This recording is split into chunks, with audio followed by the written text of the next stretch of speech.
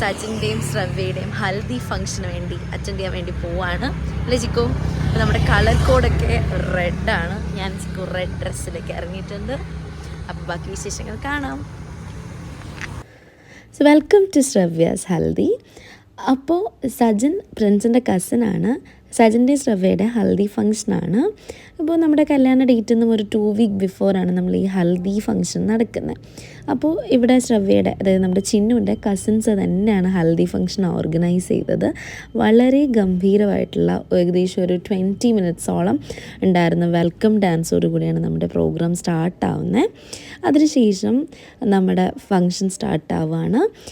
നമ്മുടെ സൻചേച്ചി ഒരു gift ഹാമ്പറൊക്കെ ചിന്നുവിന് gift ചെയ്തിട്ടുണ്ടായിരുന്നു. സൻചേച്ചി തന്നെ ഉണ്ടാക്കിയതാണ്. അതിനുശേഷം നമ്മുടെ സൈഡിൽ നിന്ന് വന്ന എല്ലാവരും ഹൽദി 2 പേർക്കും അണിയിച്ചു കൊടുത്തിട്ടുണ്ടായിരുന്നു. അപ്പോൾ ഡ്രസ് കോഡൊക്കെ ഉണ്ടായിരുന്നു. നമ്മുടെ ഗ്രൂമിൻ്റെ സൈഡിലുള്ളവർക്കെല്ലാം റെഡ് കളറും, അതുപോലെ ബ്രൈഡിൻ്റെ സൈഡിലുള്ള എല്ലാവരും യെല്ലോ കളറും, ആൻഡ് നമ്മുടെ ബ്രൈഡ് ആൻഡ് ഗ്രൂം ഗ്രീൻ കളറിലുമായിരുന്നു. അതിനുശേഷം കുറേയധികം പ്രോഗ്രാംസ് ഒക്കെ ഉണ്ടായിരുന്നു. രണ്ടുപേരും വളരെ ശരിയായിട്ടുള്ള ഉത്തരം. ചിന്നിയാണ് കൂട്ടത്തിലെ വഴക്കാളി. ചിക്കൻ കറിയാണ് ഭാര്യക്ക് ഇഷ്ടമുള്ളതെന്നാണ് എഴുതി.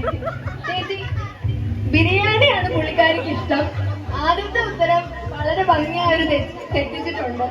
രണ്ടാമത്തെ ചോദ്യം, കൂടുതൽ ദേഷ്യപ്പെടുന്നത് ആര്?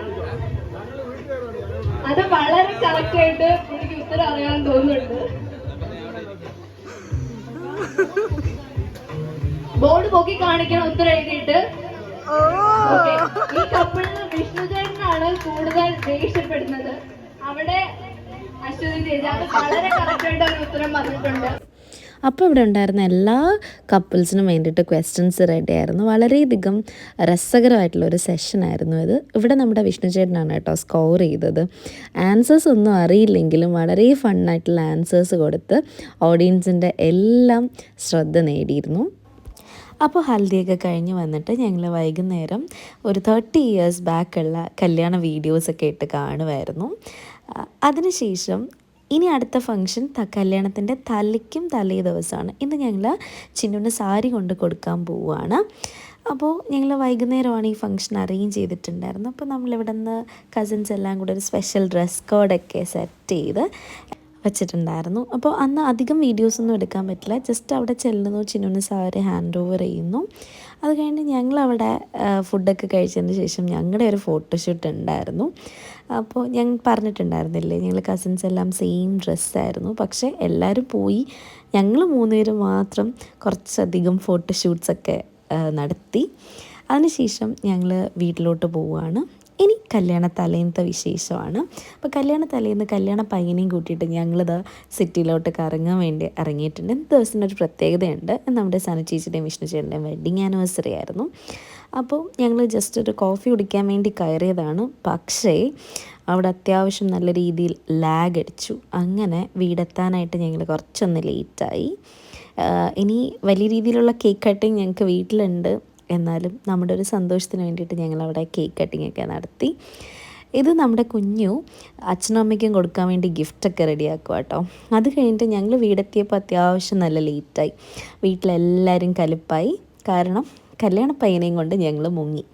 അപ്പോൾ ആ കലിപ്പ് മാറ്റാൻ വേണ്ടിയിട്ട് ചേച്ചിമാരെല്ലാവരും കഷ്ടപ്പെട്ട പണിയെടുക്കുവാണ്. ഞാനാണെങ്കിൽ ഫോണൊക്കെ പിടിച്ചത് റെക്കോർഡ് ചെയ്യലായിരുന്നു എൻ്റെ ജോലി. അപ്പം ഇതിനിടയ്ക്ക് നമ്മുടെ കുഞ്ഞു ഇവിടെ നന്നായിട്ട് ഡെക്കറേറ്റ് ചെയ്തൊരു സർപ്രൈസ് കാർഡൊക്കെ പ്രിപ്പയർ ചെയ്യുന്നുണ്ടായിരുന്നു. അപ്പോൾ ഞങ്ങൾ ഹെൽപ്പ് ചെയ്തിട്ടുണ്ടായിരുന്നു.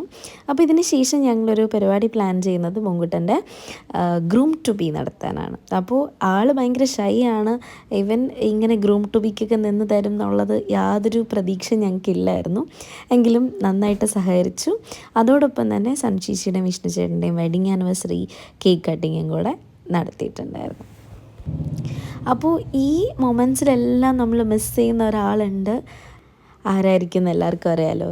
യെസ്, പ്രിൻസിനെ ഭയങ്കരമായിട്ട് മിസ് ചെയ്തിട്ടുണ്ടായിരുന്നു. പ്രിൻസ് മാത്രമല്ല, സിസ്റ്റർ ഇല്ല, അങ്ങനെ കുറച്ച് പേര് മിസ്സിങ് ആണ്.